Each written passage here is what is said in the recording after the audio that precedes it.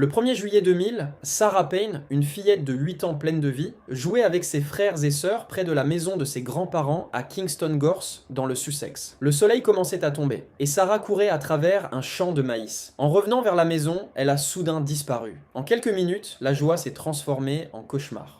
Toute la région s'est mobilisée. Des centaines de policiers, de bénévoles et même d'inconnus ont arpenté les routes, les champs, les forêts. Le visage souriant de Sarah était partout. Chaque heure comptait. Mais plus les jours passaient, plus l'espoir s'amenuisait. Pendant plus de 2 semaines, aucune trace, aucun indice, seulement le silence. Le 17 juillet 2000, près de 3 semaines après sa disparition, un ouvrier fit une découverte glaçante dans un champ près de Pulborough, à environ 25 km du lieu de la disparition. Les enquêteurs accoururent. 2 jours plus tard, la nouvelle tomba. C'était bien Sarah. Le pays entier fut bouleversé. L'innocence avait été brisée et un monstre était en liberté.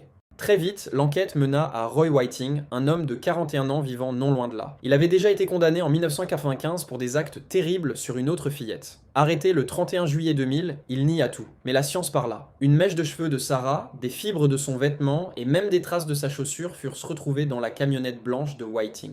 Le procès débuta en novembre 2001. Les preuves médico-légales, les témoignages, le comportement étrange de Whiting, tout pointait vers lui. Le 12 décembre 2001, il fut reconnu coupable d'enlèvement et de monsieur le juge le condamna à la réclusion à perpétuité, précisant qu'il ne devrait jamais revoir la liberté. La justice venait enfin de parler, mais le mal était fait.